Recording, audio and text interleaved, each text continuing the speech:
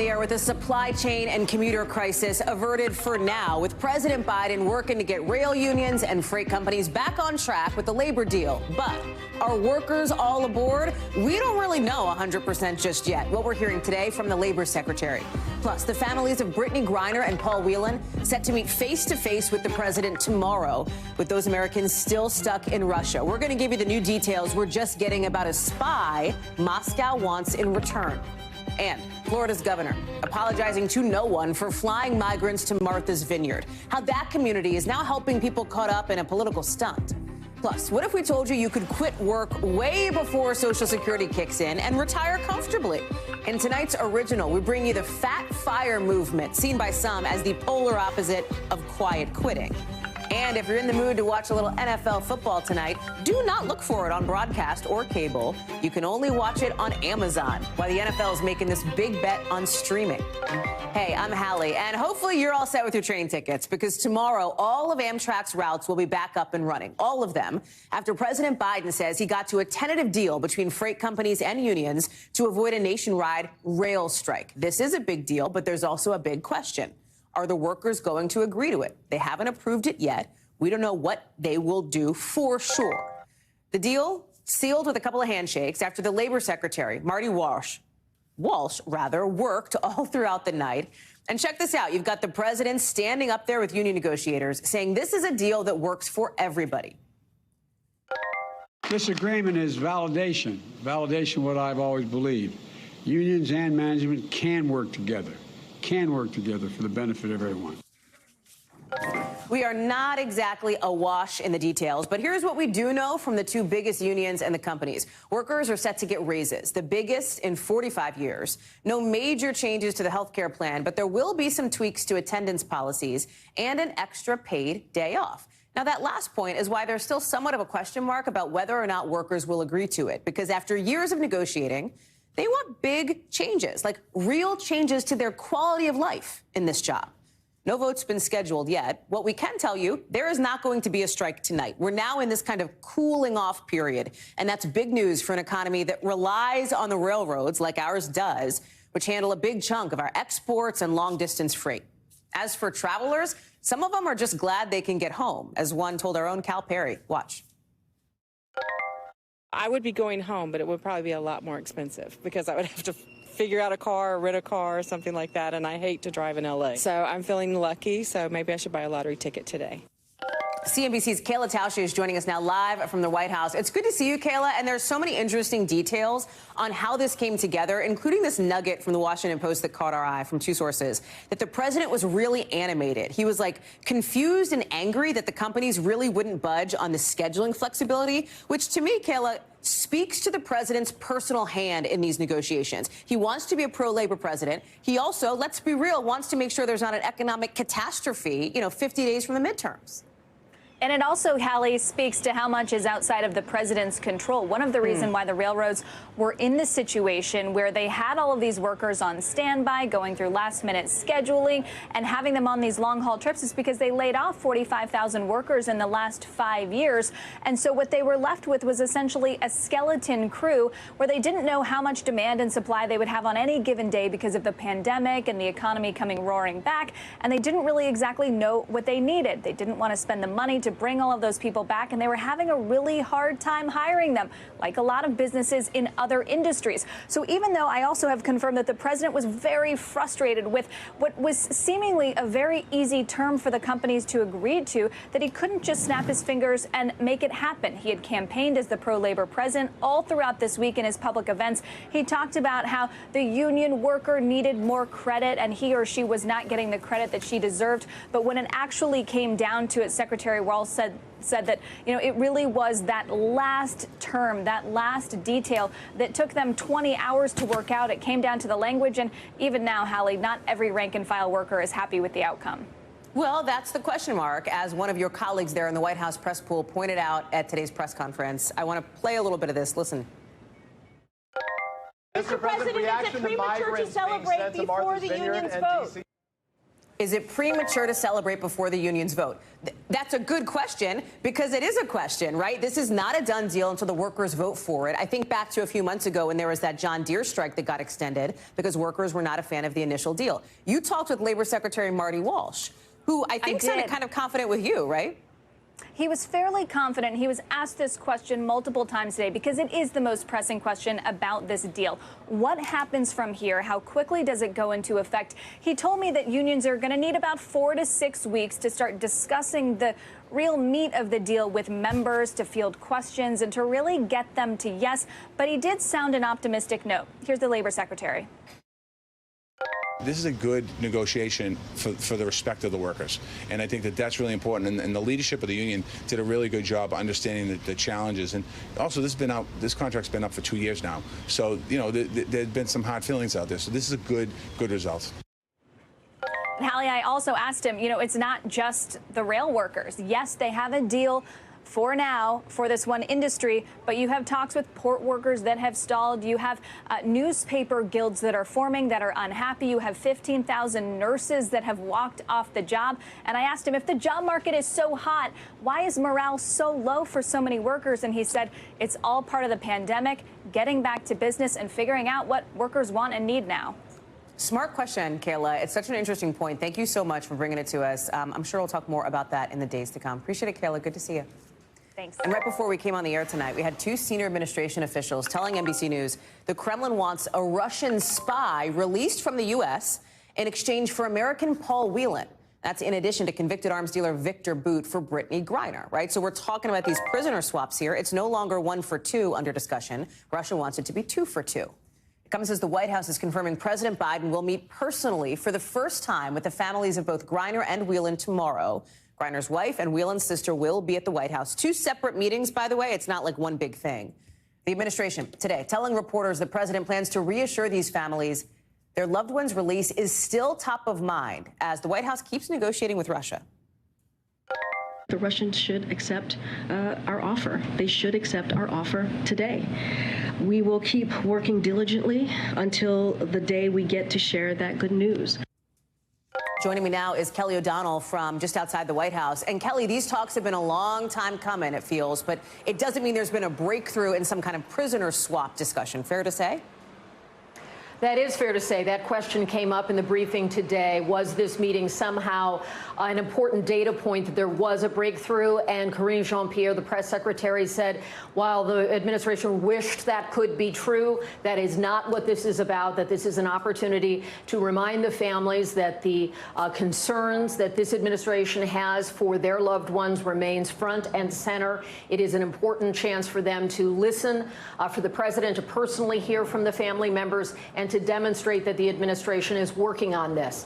These have been very high-profile cases. It is often the case, as you know well from your time here working with us on the White House unit, when there are high-profile hostages, detainees, people being held in another country, the more you talk about it can sometimes raise their value. That can actually work against the outcome you're looking for. So it can be very difficult for the administration to talk about it publicly. At the same time, the families and loved ones want to turn up pressure and make certain that there is attention being brought to bear. Brittany Griner, of course, is an Olympic gold medalist, is an WNBA player, and Paul Whelan has been in custody since 2018, and his family has expressed concern about has he been overlooked in all of this. So having these 2 meetings tomorrow is certainly an important step for the administration at a time when they want to demonstrate that they've made what they believe, the Biden administration believes, is a good faith effort that they wish the Russians would take. As you pointed out, the Russians have some other things in mind that they would like to try to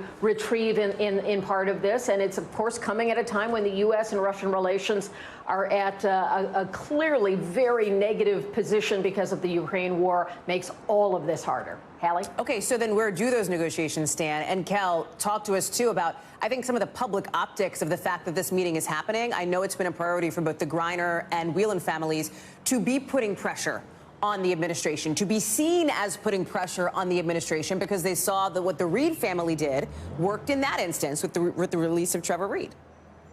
There have certainly been times when families believe that having public attention gets a result, and who could blame them? At the same time, there is concern among those who are doing the negotiation about trying to remain open in the lines of communication that are going on. There's also the concern about former New Mexico Governor Bill Richardson, who has been very successful in the past at getting hostages out of places like North Korea. He has been a strong voice in these kinds of matters. He has gone to Russia, and the United States is saying they don't want him to, as a private citizen, to be in the way of what they're doing. So these are complicated issues, and they're trying to certainly demonstrate compassion and concern to the families, while they're also hoping that Russia will play ball in these negotiations. Hallie? Kelly O'Donnell, thank you for being so on top of this for us. It's good to see you. We've got a lot of news coming into us in just the last hour or so on the investigations into former President Trump by the Justice Department and by members of Congress. In the last hour or so, our Allie Vitale caught up with the committee chair of the January 6th Select Committee, Benny Thompson, to ask, hey, why is the panel not planning to cooperate with the DOJ investigation until maybe after the hearings are done? Watch what he says. No, it's just that we still working, and we just feel that our information is still our information, and the Justice Department is on a totally separate track.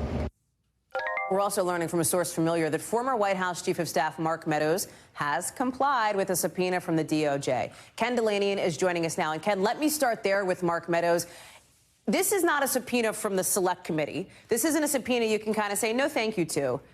Not that any subpoena you can say no thank you to, but a DOJ grand jury subpoena, that's like a different kind of beast here. So it's not shocking that Meadows is complying. Is that fair to say?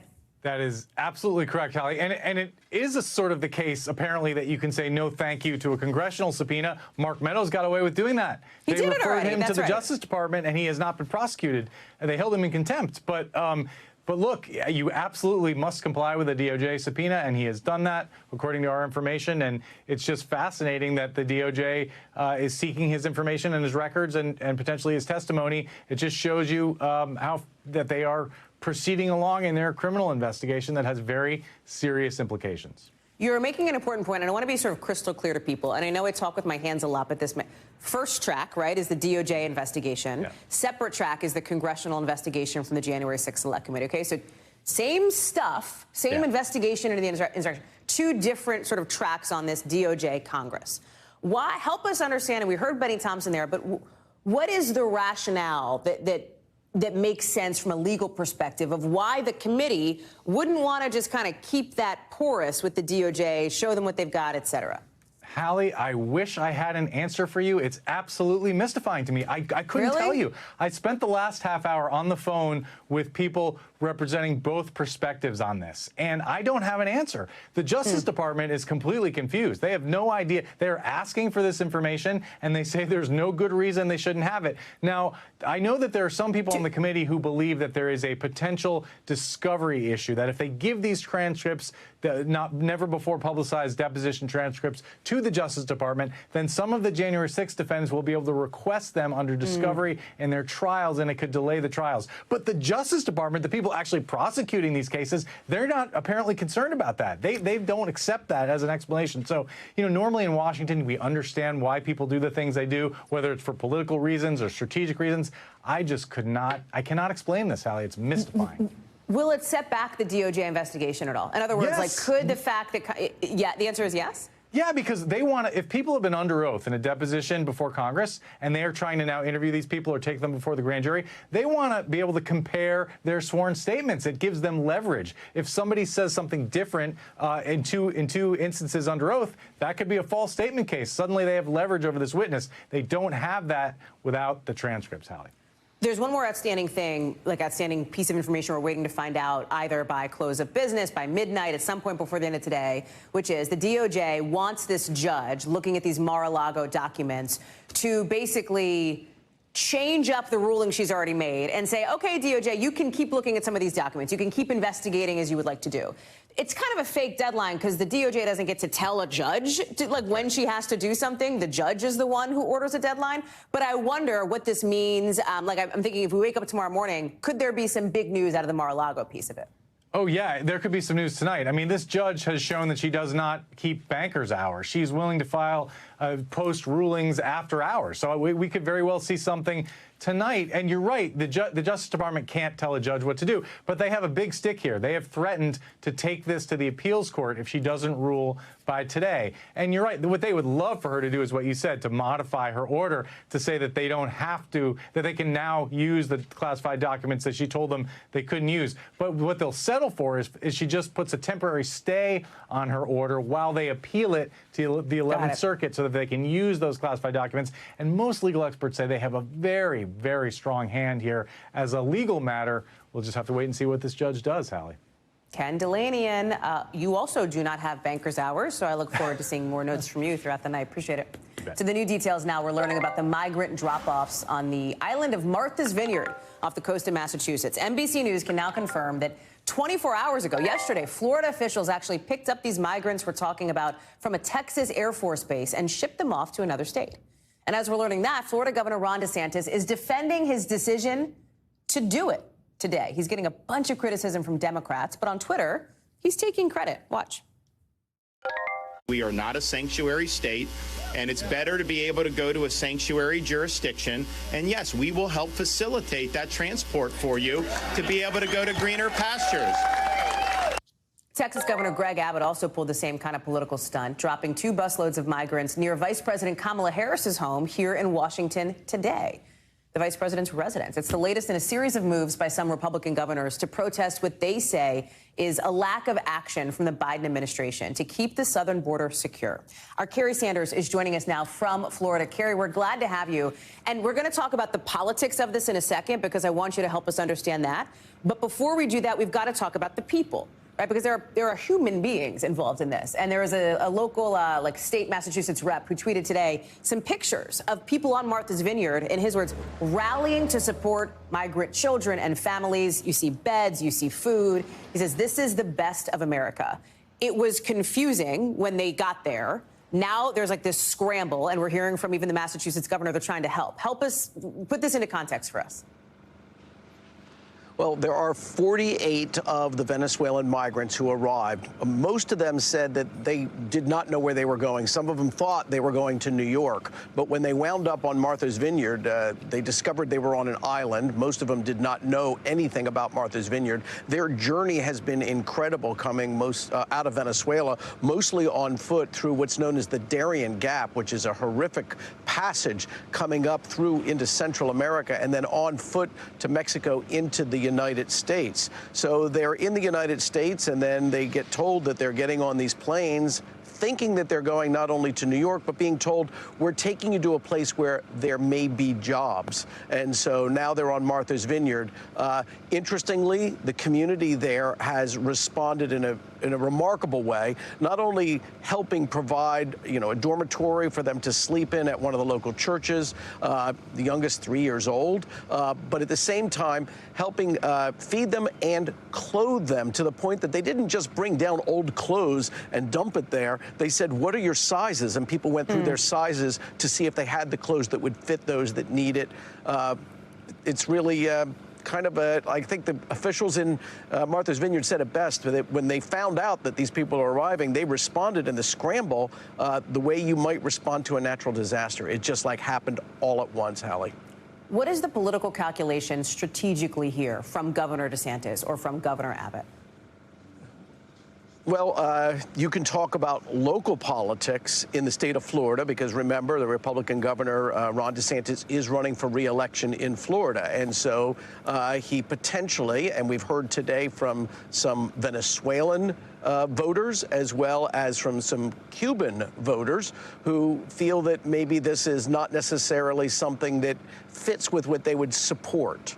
It doesn't mean that Ron DeSantis lost all support, especially under the largest voting bloc of Cuban Americans in the state, but they're not happy, some of them say. But on the national stage, this very much puts very squarely this issue of the crisis in the border front and center. I mean, in the last year, a record number have crossed over the border, and we're talking about 2 million plus. 11,000 in New York City, where the governor there, Democratic governor, the Democratic mayor says that, there is a breaking point that's about to happen. So there are political calculations here, but speaking to those who are red state supporters, they're happy. And the blue state supporters, well, I think Dylan Fernandez, the state representative from Massachusetts, said it well when I talked to him, and he said this is inhuman and depraved. So that's the two opposite sides here, and I don't think that these two sides are going to come together on this one. Kerry Hallie? Sanders, glad to have you with us. Thank you very much for that reporting live for us from Florida. Appreciate it. We'll take you overseas now, because as we learn more about Queen Elizabeth's funeral, it is late night in the UK, but people are her at Westminster Hall. This is kind of not quite the middle of the night, but pretty late. The wait's at least 9 hours long, by the way. That's how long people are waiting to be able to pay their respects. And as time goes by, it's getting more emotional for some people. Watch. I am finding myself feeling more emotional the closer I get, which I didn't think I would. I thought I was going to be fairly steady, but you can feel the energy changing the closer we get. Here in the United States, leaders at the UN headquarters in New York remembered the Queen with a moment of silence. We're expecting more than 2,000 people to attend the Queen's state funeral in Westminster Abbey. More than 800 would be at her burial in Windsor. Further north, Prince William and Princess Kate stopped by to thank people who came out, with William saying that walking behind the Queen's coffin yesterday during the procession brought back a few memories, he said, of the procession for his mother, Princess Diana. You can see those side-by-side shots there. Boy, that is quite a split screen. Lindsay Reiser is in London for us. And it is incredible, Lindsay, these lines, to think of a line that's like nearly 5 miles long, right, or whatever it is, like the hours, the fact that it's so late there, people wanting to see the Queen and say goodbye to the Queen one last time. Yeah, almost 10:30 p.m. local time, and I keep looking behind me because the crowds have been filing behind me, but they are staggering them. So the line was just let up to go across Lambeth Bridge there and closer to Westminster Hall. But you mentioned it, 9 hours long, nearly 5 miles. People are happy to do it. There's a chill in the air. We're getting later into the night, but people are making friends. And we know that this means so much for people to not just see it on TV, to be a part of it. I actually spoke with some women who are already camping outside Westminster Abbey, so not too far from where we are here. That is where the state funeral is going to be held on Monday. They're already camping out now with these cold nights. Let's go ahead and listen to what they said about why. I can see Westminster Hall where she's lying in state, right from where I'm sitting in my chair. I know that on Monday her coffin's going to come past me and it's going to be in Westminster Abbey, and then I'll know it's a real goodbye.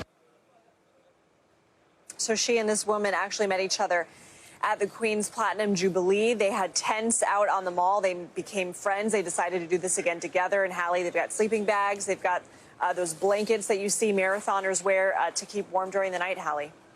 You know, you've got people canceling doctor's appointments. You've got people putting off, like, non-emergency procedures. It's kind of brought the country to a standstill in some ways because they want to be there to be in line to pay their respects to the Queen. And we're getting some new information on what the rest of the sort of memorial, the mourning period will look like, if you will, with some new info about the royal family standing vigil, what Harry and William are going to do. So, Hallie, this is a national bank holiday, so it's between employers and their employees on whether they get off and they get paid for the day. But we know several markets are going to be closed. Supermarkets are actually lowering the volume of the checkout beeps out of respect in this period of mourning. On the day of the funeral, movie theaters will be closed. Some of them will be streaming the service for free. And also, you mentioned some events that we're going to be looking ahead to. The King and Queen Consort will be visiting Wales tomorrow. We will see the King and his siblings holding vigil over their mother's coffin tomorrow around 2:30 p.m. in the afternoon Eastern time. Her Majesty's coffin will lie in state until 6:30 local time Monday morning. And then we'll see the royal family again, including Princes William and Harry, behind their grandmother's coffin as it is led from Westminster Hall on that very short walk to Westminster Abbey. We expect that state funeral to be about an hour. We expect about 2,000 people, including 500 global dignitaries, of course, President Biden and First Lady Jill Biden included. And then Hallie, Her Majesty's coffin will be taken to Windsor, where she will be buried in St. George's Chapel. That is where her late mother and father and sister's ashes are buried. And Prince Philip will be transferred from the royal vault to lie next to Her Majesty Hallie. Lindsay Reiser, thank you for that update from London. Appreciate it. Coming up here on the show, Mississippi governor says clean water is back in the state capital of Jackson. That is significant news, but will it last? We'll talk about what this means for the people who live there who have been boiling their water for weeks. Plus, could there maybe be some life on Mars? Scientists are trying to figure that out, and they had some new pictures and new findings today. We'll tell you about it after the break.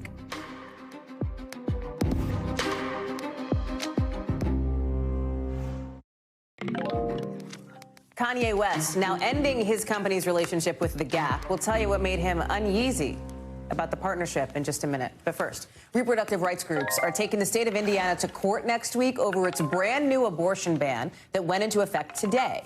You've got Planned Parenthood and the ACLU now suing the state. They say this ban violates privacy laws, violates religious freedom protections.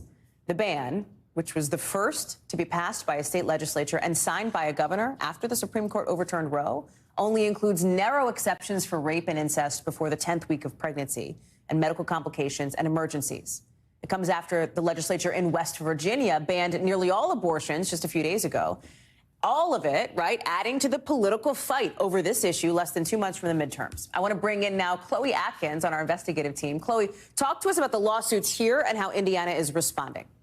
Good to be with you, Hallie. There is an ongoing battle over this ban taking place right this moment. The next hearing is this upcoming Monday, so around 4 days from now, where a judge will hear oral arguments of a request for a preliminary injunction. And if that preliminary injunction is granted, it will offer relief to both providers and patients in the state. So the status quo of having abortion being available around 20 weeks would remain while this case plays out. But Hallie, the caveat here is we don't know whether or not this judge will grant this request. And we've heard from providers in the state over, the last few hours on the phone and even in press statements to the public saying that they won't stop until Indiana patients get the care that they need. But look, the Attorney General and the state of Indiana isn't backing down, and they are citing that abortion rights aren't explicitly protected or covered in the state's constitution, and that they're going to continue to defend this law. So as of right now, Hallie, abortion remains banned in the state, and patients are currently feeling the impact of it. Let me pull up a map kind of showing what the landscape looks like all across the country, because in Indiana specifically, when we talk about restrictions, the first is on women who live in that state, and the second on the providers. Doctors could lose their licenses, abortion clinics will lose their licenses. But as we look at this, you can see this landscape, Chloe, and I know you know this so well as the tip of the spear in our coverage of reproductive rights here. This is what it looks like in this country after the overturning of Roe versus Wade. And that is going to be a factor in the midterms, Chloe. You know that I'm in D.C. and cover politics. It is a huge part of the political fight. Democrats seem newly energized on this. And there's some recent polling, right, that shows that more people now versus in the spring say that this issue is going to be very important to them at their polling place come November. That's right, Hallie. I mean, we've seen a huge amount of people turning out at the polls. And if, any recent elections or any indication of that, I mean, just look to Kansas. And I think we'll see another example play out in Michigan. And I think the headlines of seeing the impact of these laws in huge swaths of the South and Midwest take effect and what that impact looks like and that real world impact, it's really hitting home for many Americans who are now planning to turn out this election season. Chloe Atkins, thank you so much for being with us. Good to see you. Let's get you over to the 5 things our team thinks you should know about tonight. Number 1, today, Mississippi Governor Tate Reeves said the boil water advisory that's been in effect in the state's capital for nearly 7 weeks, guess what? It is finally lifted. The governor finally says that the water in Jackson is now okay to drink. He says the state's going to keep monitoring it and do more testing. The water crisis, we covered it a ton. You probably know all about it. It affected something like 150,000 people after the city's main water treatment plant failed. So finally, some relief there. Number 2, a January 6th rioter who wore this, you see it on screen, that Camp Auschwitz hoodie inside the Capitol, has been sentenced to 75 days in prison. That's how long prosecutors wanted. The man had pleaded guilty to a misdemeanor charge of unlawful picketing and paraded. He admitted to traveling from Newport News, Virginia, here to D.C. and going into the building, even though he saw broken windows and police deploying tear gas. Number 3, the average 30-year mortgage rate It is above 6%, for the first time since the 2008 housing crash. That's according to some new data out from Freddie Mac. It's like double what it was this time last year, okay? Here's the thing. The rates are going up. That is cooling down the housing market because obviously that's money, right? A higher interest rate means more money that you are paying in your monthly payments. We're watching that, of course. Number 4, CNBC reports Kanye West's Yeezy says it's calling it quits with Gap. In a letter shared by West lawyer, Yeezy said Gap didn't stick to what it agreed to, like putting stuff in stores and creating dedicated Gap locations just for Yeezy items. The partnership was supposed to go until 2026. CNBC is out to Gap for comment. Number 5, tennis legend Roger Federer announced his retirement today. This is somebody who's won 20 major single titles. He's like considered, if not the GOAT, a GOAT, right? He's 41 years old, but his final competitive match is going to be next week in London. He says he'll play more tennis, but like not on the courts, not competitively. So if you're a Fed fan, like next week, mark your calendars. Check this out. Watch your screen. Look at this here. New pictures from NASA today. So you might be looking at this going, okay, Hallie, what is this, Hallie? Is this dirt? I don't understand what we're looking at here. They are samples, actually, from where an ancient river and lake came together on Mars and could give us the answer to whether there is life on Mars. Maybe not in the way we're thinking. We're not talking about like little alien beings or even like currently living bacteria or whatever. Scientists are going way back billions of years to see if there was ever any life on the planet, like historically. NASA today is highlighting what the Mars Perseverance rover has been doing for the past year and a half, mostly grabbing rock samples around the area you see on your screen called the Jezero Crater. Ann Thompson is with us now. It is like, can we just say that anything like life on Mars related is catnip for people? It's fascinating. It is. It's absolutely cool, and especially this area that they've taken the rock samples from, Hallie. It's perhaps 3.5 billion years old. Can you imagine? Wild. So they're trying to figure out, was there life there? Like before, right, ever. Before, yes. Right, because this is what they're looking at. So they've got these rock samples, and now they've got the problem of like, okay, how do we get them back? Which is the big thing about it. It's the big challenge. So what they're going to do is in 2028, they're going to send a mission that will include a rocket that will go to Mars and that will land on Mars, and then the mission will pick up the rock samples and come back to Earth. That may not happen until 2033. So we've got lots of time here between when they take. Yeah, like exactly. I'm thinking tomorrow. No. We've got a lot of time. What would it mean if they were to find evidence that there had ever been life on Mars? Because they've said that the burden of proof is like really high, right? They're not just going to like roll the dice and be like, well, maybe there's life. No. And they're very optimistic that in fact these rock samples may answer those questions. But one of the things they're looking for is to figure out if there was life 3.5 billion years ago, what happened to it? And why did it suddenly come to an end? And what would that tell us about what possibly is happening or is happening on Earth? Are there any parallels? And then the other thing they're going to do, because it takes so long to get these samples back, is they're not going to use them all up. So it's like, the way I think about it, if you have a biopsy and they don't use all the tissue to test for whatever disease they're looking for, they're going to keep some of the tissue aside. Same thing with the rocks. Same concept. What's the thing that surprised you most as you were reporting this story out? I think that the length of time is just that it's forever away. It's phenomenal. That really sort of blows me away, and that people can even think in 10-year, 20-year time spans. I mean, we're doing everything in 30 seconds. 10-second and 20-second thing, yeah. So there is that. I'm also fascinated with how they are going to send a rocket up there and then get the rocket to lift off, get the rocks, lift off of Mars and bring it back. Because it's unmanned. Right. Yeah. But all of this is an effort to get man to Mars. Eventually, that is one of NASA's goals. And this is what these rocks will tell them, not only how life, if it was there, came to an end, but also may give them some clues as whether what people would have to have in order to live on Mars or in order to work on Mars. It really is fascinating. Totally agree. It's great to see you in Washington, Ann. Thank you. It's nice to be Thank here. you for joining us for your first time on set. Thank you. Thanks for having me. Of course. Coming up here on the show when we get back. We're taking you overseas now because Ukraine says Russia targeted a dam flooding the hometown of Ukrainian President Volodymyr Zelensky. We'll talk about what he's saying tonight. Plus, Vladimir Putin's high-stakes meeting with the Chinese president today. Putin's kind of surprising admission after the break.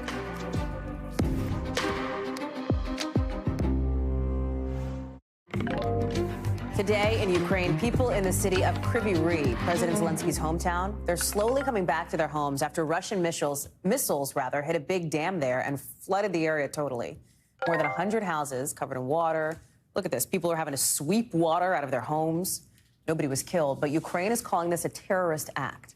They're also saying it was a pretty close call because even though a Russian missile hit the dam, it didn't leave a big hole.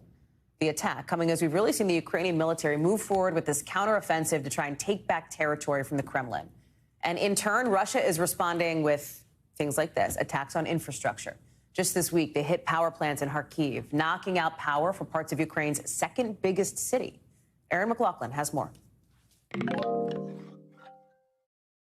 Hey there, Hallie. For the last 48 hours, all eyes have been on President Zelensky's hometown of Kryvyi Rih. It's a strategically located town not far from the front line where Ukrainian military is waging its counteroffensive to the south of the country. It's been subject of Russian bombardment.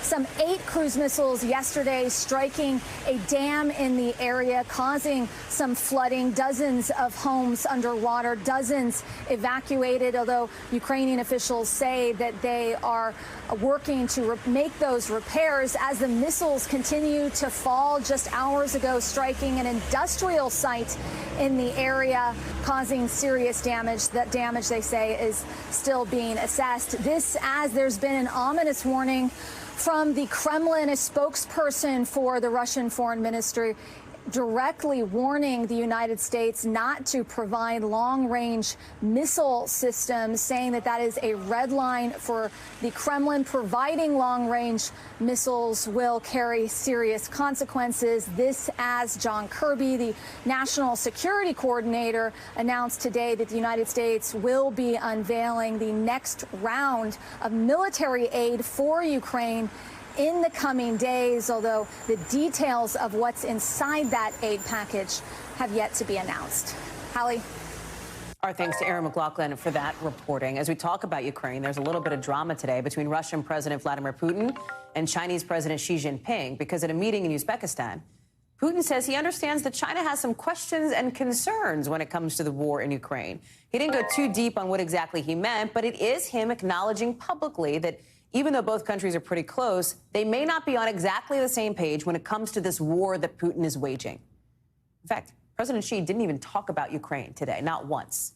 It's Xi's first time traveling outside China during the pandemic.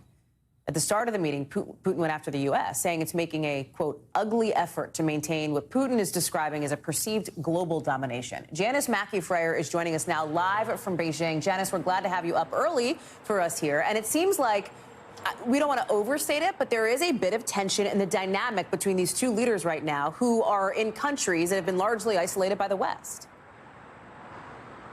Well, there was more of a formality to this meeting. Look, China and Russia have good relations. They are strategically aligned in being at odds with the West. Vladimir Putin had more at stake with this meeting because China at this point doesn't have many other friends to turn to beyond China. There's also the personal relationship between Xi and Putin. They have met dozens of times. They made that declaration of a partnership with no limits. Since Russia invaded Ukraine, China has not condemned the war. It hasn't condoned the war. It won't even call it a war.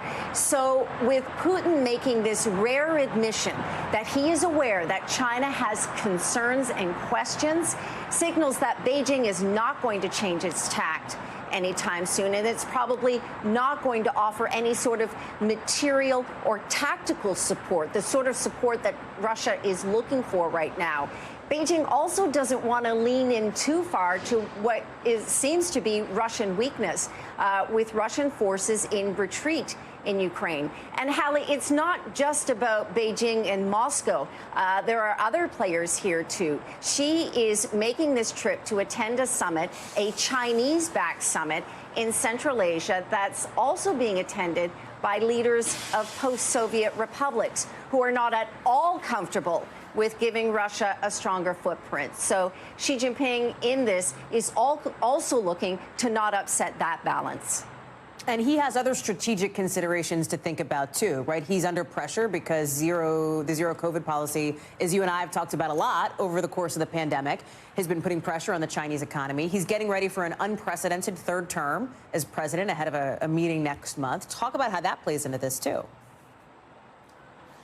Well, that Xi Jinping is even traveling before the Communist Party Congress is not insignificant. The last party Congress in 2017, he didn't leave the country for 3 months before the meeting. And this one is particularly historic because he's going to secure that third term in power. So in making this first trip abroad since the beginning of the pandemic, he's also trying to signal confidence, that he feels confident enough to leave the country, even though the economy is wobbling under COVID restrictions and millions of people are in lockdown right now. But this is also about sending a strong signal to his neighbors. He wants to show that he can bolster his foreign policy credentials for a domestic audience here. And I think it's worth pointing out that on the main news bulletin tonight, in the 40 minutes of coverage of Xi Jinping in Central Asia, the meeting with Vladimir Putin was not mentioned at all. Hallie? That is such an interesting anecdote. Janice Mackey-Freyer, thank you, because we can only get that perspective from you live in Beijing. Appreciate you. Coming up, the new work trend that's like the opposite of quiet quitting. It's about making money fast and then retiring fast. We'll tell you how people are doing it. Plus, the moments a Chick-fil-A employee steps in to save a woman and her baby when they were allegedly being carjacked. Wait till you see it next in The Local.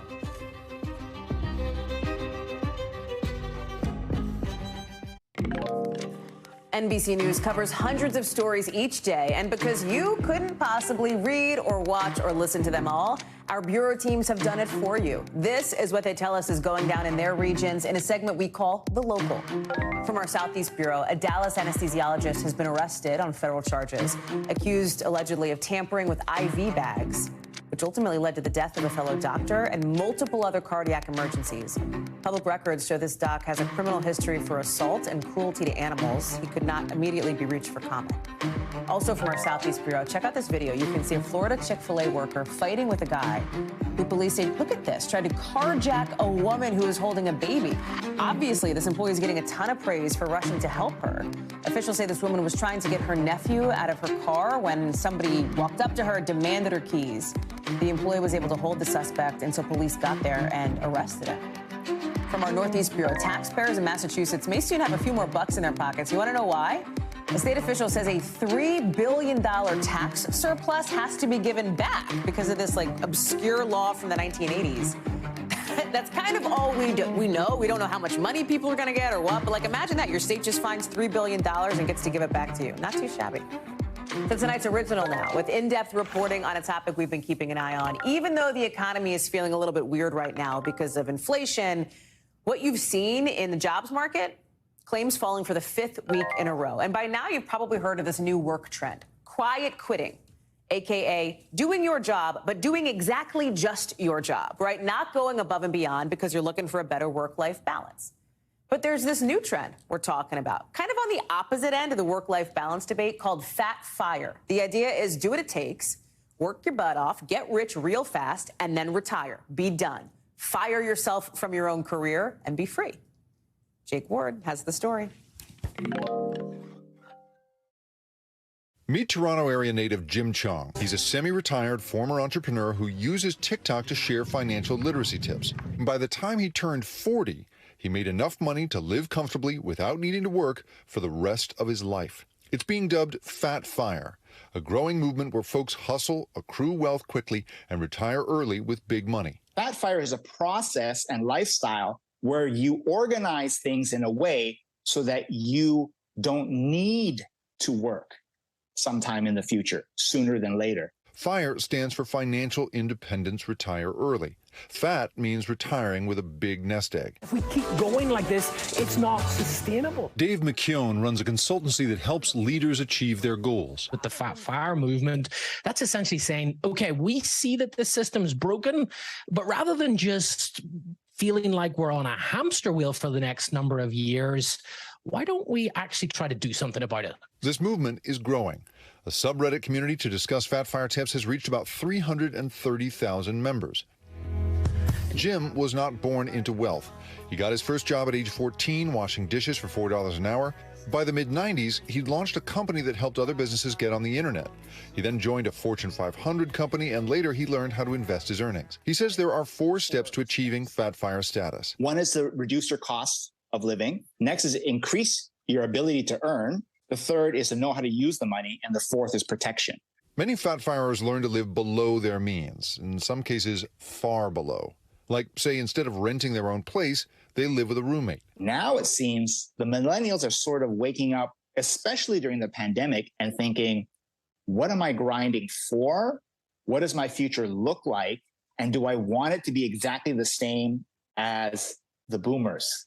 49% of workers are not thriving and not engaged at work, according to a recent Gallup survey. You hear about the quiet quitters, where essentially folks are basically saying, look, I'm just going to go back to doing my job. No more, no less, not enough for me to get written up for, but certainly not enough for me to get any promotions. But the fat fire movement is not for everyone. There's a lot of people that have that ingrained sense of work equals purpose. Dana Menard says abandoning the sense of purpose a job can give you can have a negative effect on people's psychology. When your purpose has been the job and the work that you do for so long, and then you have nothing there, it's a really, really tough mental gap. Now, here's the thing. Many Americans find it difficult to even think about retiring because of their health care costs, inflation, food, you name it. They think retiring is a miracle. So when I started, the goal actually wasn't to retire early. It was just to have enough money so that I had the freedom to work or not work. That was it. Jake is joining us now. And Jake, I have long been fascinated by the FIRE movement, right? Whether it's fat fire or different ways. But one of the things that it requires, and you alluded to this, is truly very much aligned with living very much below your means, right? Being extremely frugal in the short term, because the thinking is it pays off in the long term. But there is an inherent, you kind of have to have a decent job to do that in the first place, right? Because you can only save so much money if you're making a decent amount of money. That's absolutely right, Hallie. I mean, there's no coincidence that this movement took off here in the Bay Area around Silicon Valley, where, you know, if you are just out of college and you're starting as a coder at a company like Meta or any of the other big tech companies, you know, you could be pulling down $200,000 as an entry-level salary. So let's say that you do decide at that point, you know what, I'm only going to do 10 years of this and then I'm going to retire. You can do that. I mean, the math is pretty simple, right? You put away, let's say, even half of that for those 10 years. At the end of that, you put that into a Vanguard fund. You're pulling down an $80,000 income every year just by sitting around. So if this is not something that, you know, nurses and firefighters and police officers and teachers are doing, right? And at this point, you know, a recent Pew survey suggests that roughly half of Americans can't put together even a few hundred extra dollars in cash in an emergency. So we don't want to mislead anybody that this is some sort of miraculous strategic thing. But if you combine a really good salary, like so many of these folks have, plus a strategic mindset and the ability to just say, you know what, I'm going to spend almost nothing. I'm going to bring lunch every day. I'm going to never do anything else except the bare minimum in terms of expenditure. Then you can make it work. But this, you know, we don't want to mislead anybody. This isn't for anybody. It is. I think it says more about the state of the economy and the incredible range of opportunity in this economy than it does about the potential for all of us to, you know, get into something like this, Hallie. It's great reporting. Jake Ward, thank you for bringing it to us tonight. Appreciate it. Still to come. If you feel like you want to watch a little football tonight, I hope you or a friend has Amazon Prime, because that is pretty much the only way to watch it. What this big change is going to mean for fans all season long. Coming up.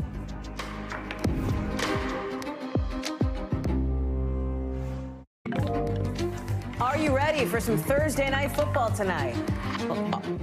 Are you ready to log into your Amazon Prime account? Because that's what has to happen if you want to watch some football tonight. Tonight's Chargers-Chiefs game. Huge matchup. It is only being shown on Prime Video. The first time ever that a national NFL game will only be available on streaming. Take a minute. Let that sink in. Think about what that says about this moment in time. It's going to be like this for a while. Amazon signed an 11-year deal with the NFL to stream Thursday nights. The deal is worth $13 billion. Now, if you live in L.A. or Kansas City, then yes, the Amazon games are going to be simulcast on local stations in the home markets. But overall, this deal is changing the way that people watch sports. I want to bring in Jimmy Traina, who writes the Train of Thoughts column for Sports Illustrated and also hosts the SI Media podcast. And Jimmy, I'm glad to have you with us. And this is super interesting to me. It's the intersection of sports and business, right? You write in your column today that if you like watching football, you need to get on board with streaming ASAP. Absolutely. Like you said there, Amazon is going to have the exclusive rights for 11 years on Thursday nights. Another big thing in the NFL is NFL Sunday Ticket. This is the last season that they'll be exclusive with DirecTV. All expectations are that they will go to a streaming service as well beginning next year. Apple TV seems to be the leader in the clubhouse for that, although who knows if Prime can steal that from them. So if you're an NFL fan, you've got to get on board with the streaming because it's here. It's not going anywhere. The one thing with the NFL, though, they also just signed huge, massive deals with Fox, CBS, and NBC. So yeah, sure. For the most part, you'll still get your games there, but streaming has worked its way into the NFL broadcast world. What if I want to go to a bar tonight and watch the game? That was a big concern, but a couple of weeks ago, DirecTV made a deal with all the bars and restaurants to carry the game. So you can go to a bar and restaurant. You don't have to worry. They've made a deal with DirecTV because most bars and restaurants across the country are hooked in with DirecTV because they have all the sports packages. So there was a deal made a couple of weeks ago to take care of that problem. Now, it's not like this is going to be the C-SPAN version of football where it's like just the game. There's going to be announcers. There's like a really strong producing team that used to do Sunday Night Football that's going to be working on this. Tell us about that and what you are going to be on the lookout for tonight from this perspective. Well, Amazon Prime, they did one game in the preseason, and it really just looked like any Sunday Night Football game that you used to see on NBC. Fred Godelli, who is a longtime famous NFL producer for NBC, is producing the game for Amazon Prime. Al Michaels is in the booth, who's done games forever, legendary Mount Rushmore NFL broadcaster. Kirk Herbstreit, who is the lead college football announcer for ESPN, is Al's partner on these games, and he's a very good broadcaster. So when you do tune in tonight to watch the Chiefs and the Chargers, it's going to be like any NFL game you've seen. You're not going to get anything different than I had Al Michaels on my podcast a week ago. He said they have zero interest in reinventing the wheel. Yeah. They're going to give you a typical standard broadcast, but you will have other options. There are some alternative feeds and things like that you can check out if you'd like. Jimmy Traina, I'm going to be tuning in. Thank you. I appreciate it. Thanks for coming on the show. That does it for us for this hour. We're going to have more for you here tomorrow, same time, same place, as always. We're glad you're with us on this streaming channel. Coverage picks up right now.